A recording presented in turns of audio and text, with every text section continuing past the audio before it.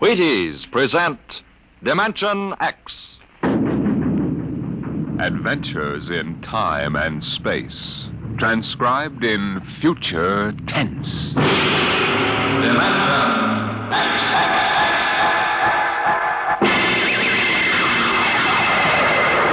On stage tonight, Dimension X, another in the Wheaties' big parade of exciting half-hour presentations. I don't mean to be too personal, mind you, but have you found out how Wheaties at 7 can help at 11? It's really very easy to find out, you know, and it's mighty worthwhile. Now, what you do is this. Come breakfast time some morning real soon. Dish yourself up a bowl of Wheaties. Crisp, golden flakes, 100% whole wheat. Add some fruit, add milk, and you'll be getting some real nourishment. And at 11 a.m., I think you'll begin to understand why. Because Wheaties have it. The whole wheat energy that makes such a difference come mid-morning. Wheaties have it, and it's for you. Now, see if you don't look better, feel better, smile easier every day that breakfast begins with Wheaties. I know, I do. See for yourself how Wheaties at 7 can help at 11. It's amazing, really.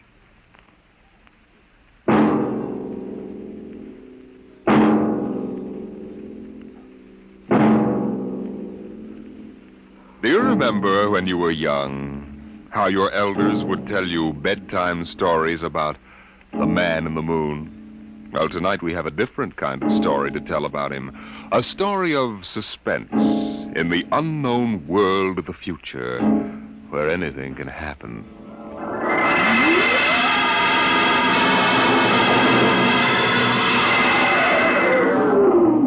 Attention. Attention. This is the Federal Bureau of Missing Persons calling all local agencies. Attention. This is a coded report nationwide. Missing since 9 o'clock this morning the following persons. Smidgley, Jonathan, 5 feet 8 inches tall, brown hair, brown eyes, mastoid. Hello. Hey, get off this wavelength. This is a restricted band. Hello. Look, whoever you are, you're on a coded wavelength. Now tune out. This frequency is reserved for the Federal Bureau of Missing Persons. Hello, Earth. This is the moon calling Earth. Hello, Earth. This guy's loony. Transmitting room. Jake in transmission. Jake, this is Charlie in the code room. Some crackpot's on our frequency. Yeah, I heard him, Charlie. I've got CQ trying to trace it now. Yeah, well, hurry it up, will you? Some ham's in for a good stiff fine by the FCC. They ought to take his license away. Oh, here comes Lenny with a directional fix. Here you are, Jake. I checked it 4 times. What? This is impossible, and you know I it. can't help it. Hey, what's going on down there? How about it? Get that ham out of my killer sight. Listen, Charlie, that interference is being beamed from 240,000 miles away. Oh, now, Jake, you know there ain't no such thing as 240,000 miles away. Oh, yes, there is, Charlie. Straight up. Straight. Hey, now, wait a minute. Charlie, that signal's coming from the moon. Are you nuts? Somebody might be bouncing it like a radar signal. Radar on this frequency? Where did you study basic radio? Listen, flathead, you asked for a fix. I gave the best fix our instruments can find. Now take it or leave it. Somebody on the moon is calling the Bureau of Missing Persons.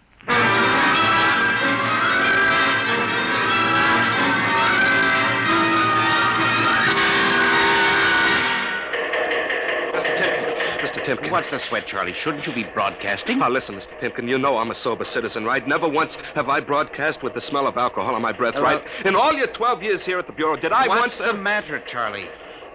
We're picking up a message on our wavelength. Well, did you report to the FCC? I ain't got the nerve. Well, what's wrong? You'll scream when you hear this, Mr. Timken. You'll jump right out the window, but we are getting an SOS from the moon.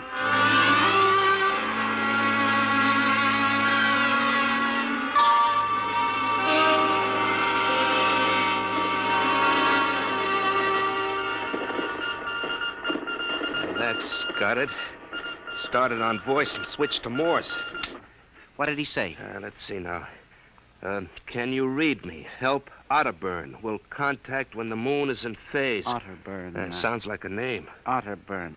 Holy jumping Jehoshaphat. Hey, where you going? To talk to the chief. Hey, now, wait a minute. What are you going to tell him? We just got a CQ from the man in the moon? That's exactly what I'm going to tell him, Charlie. What? Oh, no. This is too much for me.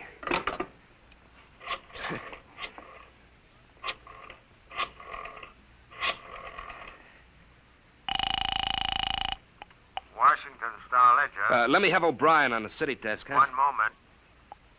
O'Brien speaking. Seamus? Yeah? This is Charlie Starbuck down at the Missing Persons Bureau. You want a hot one? No kidding. This'll cost you a beer, okay? Shoot, Buck. I'll stay in your wavelength for 30 seconds. Yeah, okay. We just got a radio message from the moon. What? From the moon! Call me back when you're sober. Okay, Seamus, if you don't know a story when you see one. I'll send you the name of a good psychiatrist. Dad. So long, Orson Welles. Orson Welles? Hey, how do you like that? He don't believe me.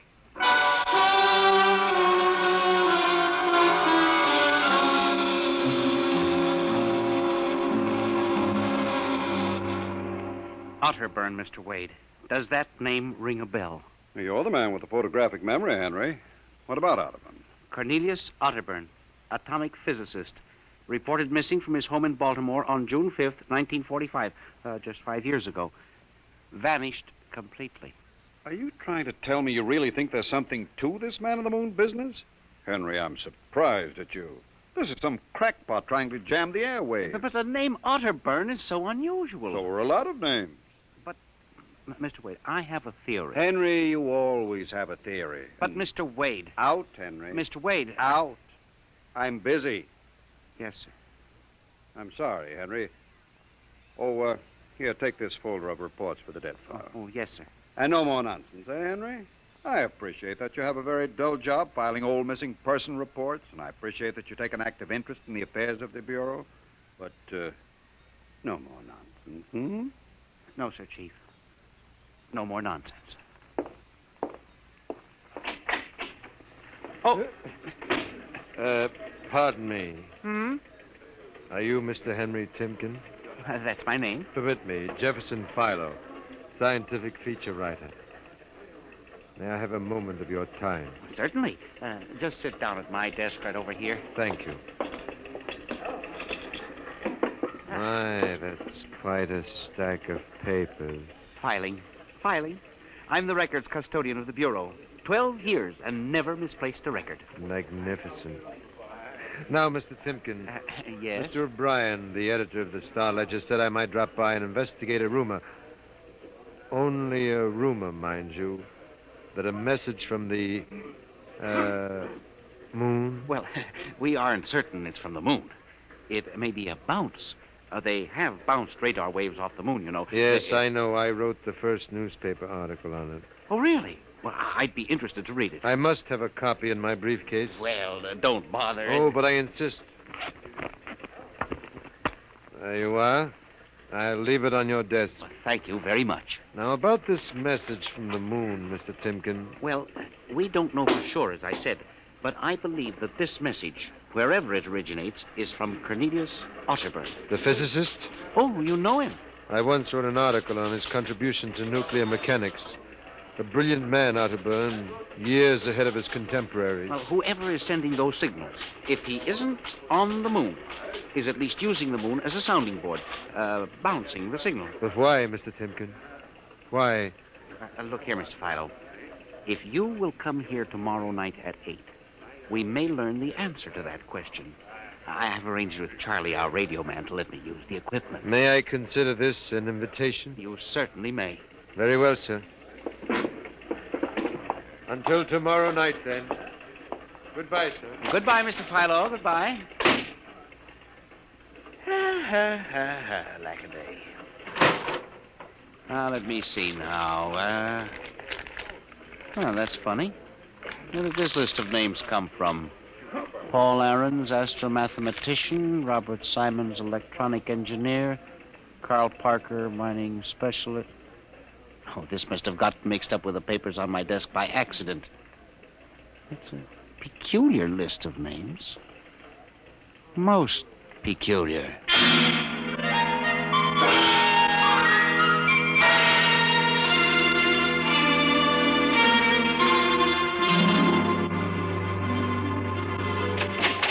Good morning, Charlie. Oh, hi, Mr. Timken. I see we made the papers. Oh? And how? Mr. Chief steamed up about it. What did the paper say? Mostly ha-ha. Here's the Herald. Oh? Oh, brother, what a panning. Uh-huh. Oh, dear. Oh, my.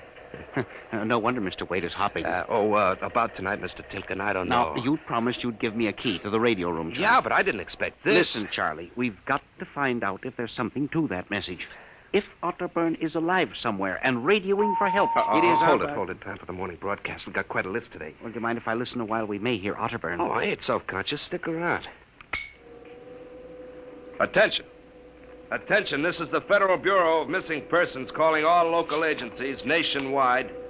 This is a coded broadcast. The following persons are missing.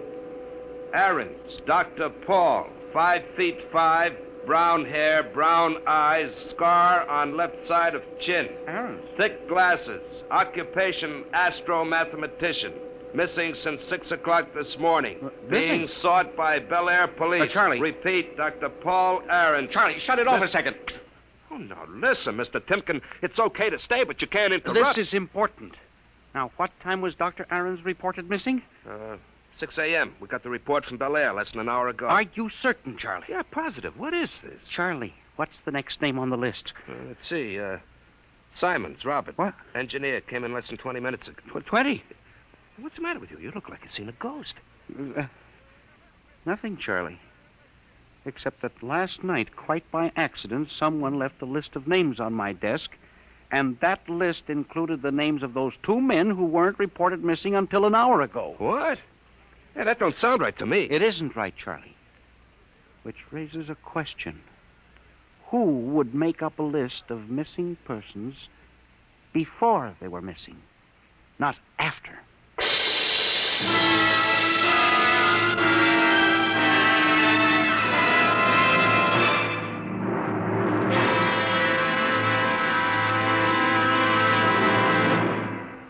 Dimension X will continue in just a moment. You know, friends, when I talk about Wheaties Breakfast of Champions, I mean something like this. Champions do eat Wheaties because they feel Wheaties give them energy they need and because they just plain like the way Wheaties taste. And even though they are champions, that isn't unusual. Sort of the way you and I look at it, isn't it? Here's Ed Prentice with a perfect illustration of my meaning. Now, young man, will you tell us what you do for a living? I pitch. You what? Pitch. You know, baseball. When you have a baseball team, you have to have a pitcher. I'm a pitcher. I pitch. Oh, yes, I see. And are you on a team? Yes, sir. I'm on the Cleveland Indians. Cleveland Indians, What is your name, young man? I'm Bob Feller, and you know it as well as I do, Ed. Sure I do, Bob. It's good to see you. This makes your 14th season playing with the Indians, doesn't it?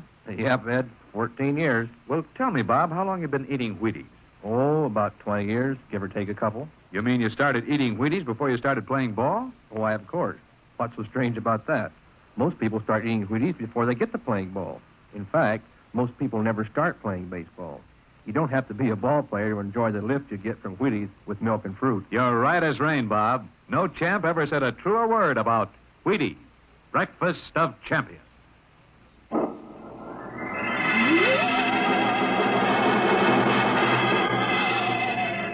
And you say this list of names was left on your desk accidentally? I believe so, Mr. Wade. Do you have any ideas? Well, it's hard to say. Mr. Philo left some papers from his briefcase. Mr. Philo? A science feature writer. I see. You were the leak on the story, then? Oh, yes, sir. I'm afraid I was. I didn't think it would be treated as a laughing stock. We'll deal with that later. What's this Philo like? Well, he's strange. Bald, thick glasses, tall, seems to know a great deal about scientific data, but being a science writer... Is there any other possibility? I don't know. But I do believe that this is all hooked up with the broadcast from Otterburn. That seems like a very remote possibility. A missing persons bureau deals in remote possibilities, Mr. Wade. Henry, I do not require a statement of policy. What's the theory? Mr. Wade, I have discovered that each year literally thousands of persons vanish, leaving no trace. They are never located. Where do they go? Nobody knows. And they disappear in interesting cycles. What sort of cycles? Occupations, for example. One year we'll have a run on, say, coal miners. Next year the proportions of engineers increases, then scientists... What do you think happens, Henry? Well, I don't know, Mr. Wade. But I'm beginning to suspect that somebody else has discovered the same phenomenon. Even to the point, perhaps, of being able to predict who will turn up among the missing next. Philo? I don't know. But I would like to find out. And you think Otterburn may be a part of this picture? I definitely do, Mr. Wade. Henry, do you honestly expect me to buy an idea like Well, that? it's more than an idea. The two top men on this list are missing. Maybe so, but the rest of them aren't. Parker, Watson, Gibbs. Well, Why, I saw Parker in the restaurant where I had lunch today. Yes, sir, but and if look- you think I'm going to make myself a laughingstock by putting any belief in such a crack-brained theory? Well, Excuse me. Yes. Hello, Wade speaking. Yes? Yes, I see. What name? Just a moment. Henry, let me see that list again. Oh, yes, sir. Here you are, sir. Go ahead. I see. I'll get back to you. I guess I owe you an apology, Henry. Yeah. Sir? Carl Parker was just reported missing. Parker? The third man on your list. Holy mackerel. Exactly. Henry, perhaps I've underestimated you. Maybe this time you really stumble onto something. What do you intend to do, Mr. Wade? I don't know. I haven't thought it out yet. I was planning to listen for another broadcast tonight in the hope that Otterburn might try to contact us again. I'll join you. I also invited Mr. Philo, the science feature writer, you know. I'll be glad to meet him. I'm beginning to get interested in your Mr. Philo. Mr. Wade, you don't think... That he's mixed up in this? I don't know, Henry. Well, Mr. Wade, let's contact the police. No, Henry, I think we're better off keeping this between ourselves for the moment. I don't want the police laughing at the Bureau if you're wrong. I don't know, Mr. Wade. Besides, there may be more danger than you realize. Let's keep it quiet. Shall we, Henry? Yes, sir. I didn't realize there was any danger.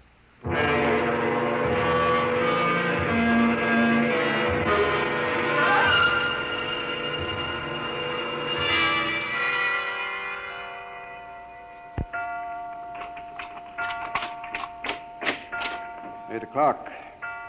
Friend Mr. Philo was late. He said he'd be here, sir. Moon is almost in direct phase. You can't wait much longer. You'd better switch on the set. Yes, sir. I left a light in the hall for Mr. Philo when he comes. Are you getting anything? Just some foreign stuff. Programming from Johannesburg, South Africa.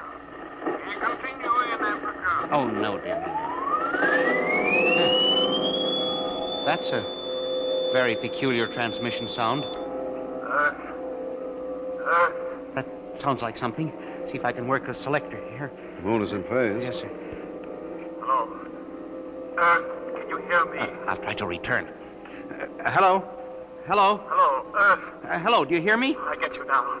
Thank God. Who are you? Can you hear me? Who are you? This is Professor Cornelius Otterburn. Hello? Go on, I hear you. Not much time. They're on to me. They've located my sending point. You hear me? Go ahead, keep talking. I've only enough oxygen for a few minutes more. Well, where are you? I'm on the Earth side of the moon. You get that? The Earth side of the moon. A volcanic crater. Good Lord. Start that recorder, Mr. Wade. Go on, explain, please. Explain, please. Closely. There's an Earth colony on the moon. There is an Earth colony on the far side of the moon. Made up of renegade scientists and criminals. Professor Ernst Holzmann. Holzmann, he died in an insane asylum in 1938. Professor Ernst Holzmann discovered nuclear rocket power in 1935. Turned his plans over to escaped inmates of the asylum. They took off and set up a colony on the far side of the moon in 1938. Go ahead. We're recording you. Each year, they recruit new colonists from Earth. Slave labor mostly. Some women, scientists. The oxygen problem is a big one. I was kidnapped in 1945. Yes, we know. Keep talking. They wanted me to work on atomic drive with their flying discs. Hello? We're still getting you. Go on. 6 others and I escaped. Speak louder. Not much oxygen left, getting weaker.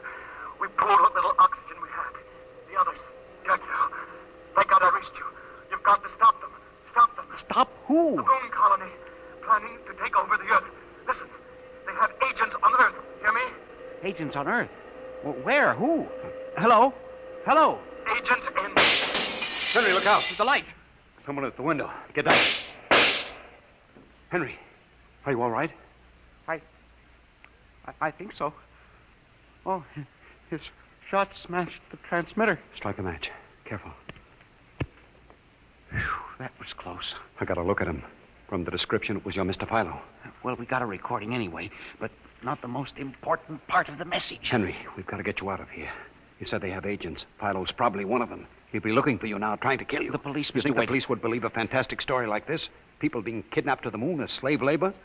Moon colony planning an invasion of the Earth? Henry, believe me, they'd clap us into straitjackets before we could finish. We've got to do We something. need time to get proof. But we can't walk out of here. Philo's probably We waiting. can only figure some way. Wait, I know. How? Listen, there's a service elevator that leads to the basement garage. My car is there. Mr. Wade, By let's the call time the the police get here, we'll be dead. You think Philo will wait outside all night? Come on.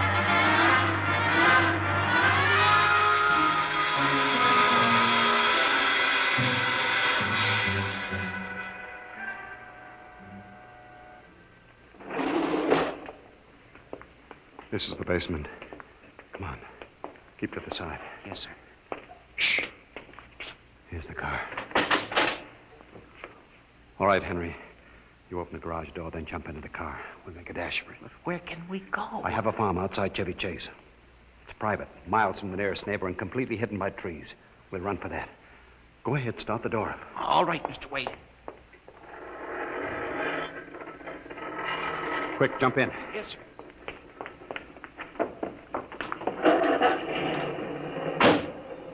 All right, here we go. Cross your fingers, Henry.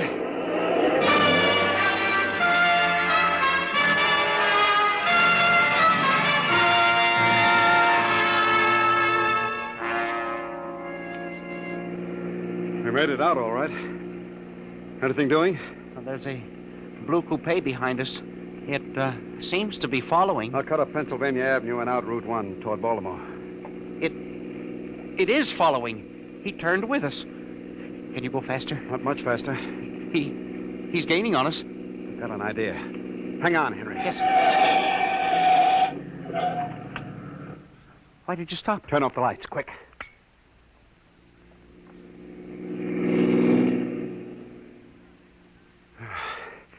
It worked. He shot right past us. Now we'll double back and go out another route. I think everything's going to be all right now.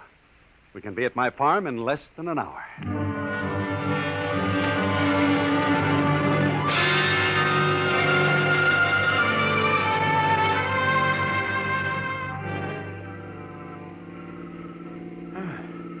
This place is really out in the wilderness, Mr. Wade. You can stay here indefinitely till we figure out the next move. Just up this dirt road now, there's a big abandoned wheat silo on my grounds. It's down in a hollow where it can't be seen except from the air. And even then, the oak trees shield it. We'll hide you out there. Now we can leave the car here. We'll leave it to see. Come on. How did you ever find this place, Mr. Wade? I've always liked seclusion. Came up here to get away from it all. There's the silo. Well, it's certainly well hidden. There's a small door around the side. Come on. Yes, sir. Oh, careful of those bushes. It's hard to see them in the dark.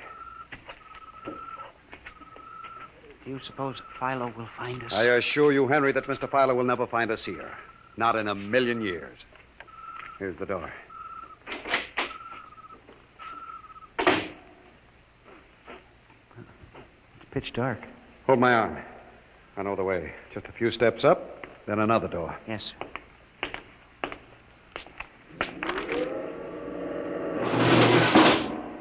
Steel. This is an unusual silo. Double walls, wood outside, steel inside. Completely fired. An army couldn't wreck it. We're inside the inner shell. Careful. You're in a circular room. Stay here a moment. I'll go outside and see if the coast is clear. In a moment, your eyes will become accustomed to the darkness. I'll bring back some food and water. Well, don't be long, Mr. Wade. This place gives me the willies. I'll just be a moment. Yes, sir. Mr. Wade.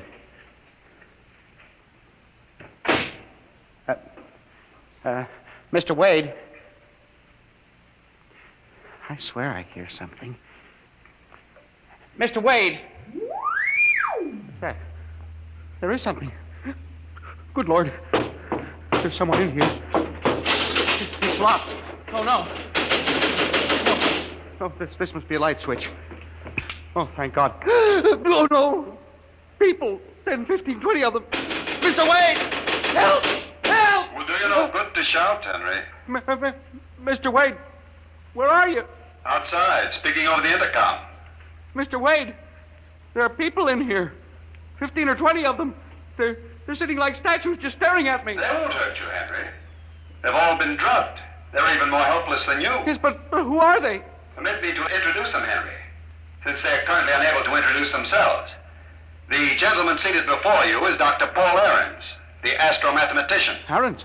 Next to him is Mr. Robert Simons, electronic engineer. Name's on the list? Yes. They've all been recruited for work with Professor Halsman's group on the moon. On the moon?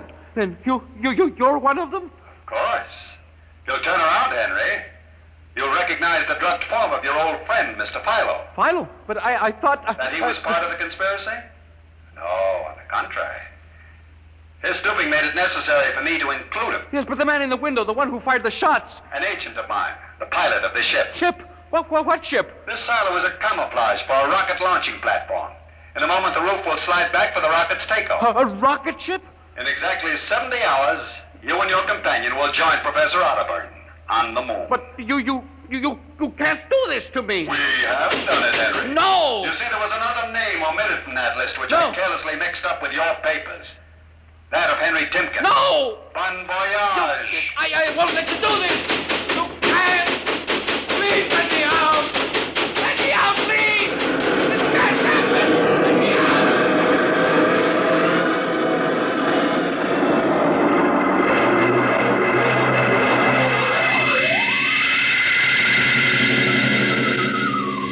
Attention.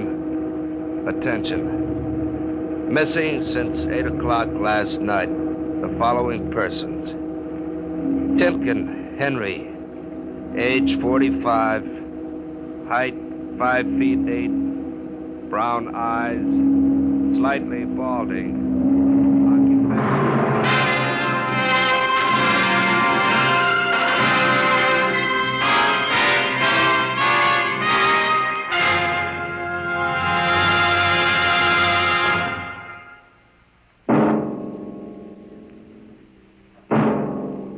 Tonight, Dimension X has presented The Man in the Moon, an original story by George Lefferts. Featured players were Louis Van Rooten as Henry Timken and Santos Ortega as Wade.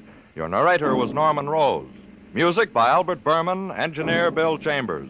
Dimension X is produced by Van Woodward and directed by Edward King. In a moment, we'll tell you about next week's show. And now, here is your Wheaties man, Frank Martin. Everybody knows whole wheat has vitamins and minerals in quantities. Sure, no great trouble figuring that out. The trick is in making the whole wheat into crisp, toasty flakes like Wheaties, with all the good whole wheat things still in them, and with all the good, natural whole wheat taste. Well, do you know how the Wheaties people do it? Well, I'll tell you. It's simple. They use a whole kernel of wheat to make one Wheaties flake. You see? No wonder Wheaties are good for you. And you know how good they taste. Crisp, sweet as a nut, simply wonderful. How can you stand missing them, if you are missing them, when they're all that good, and all that good for you? Why don't you breakfast up to Wheaties tomorrow morning, huh? And see for yourself how Wheaties at 7 can help at 11. Breakfast of champions. Yes, yes.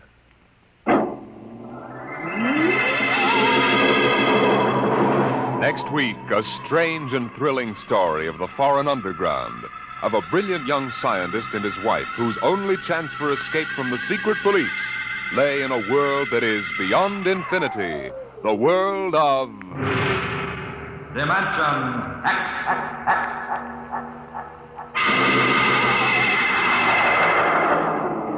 And this is the Wheaties man, Frank Martin, inviting you to listen tomorrow night to Joel McRae in Tales of the Texas Rangers on the Wheaties Big Parade. See you then. This program was transcribed. Jack Blake tells the story of the underworld next on NBC.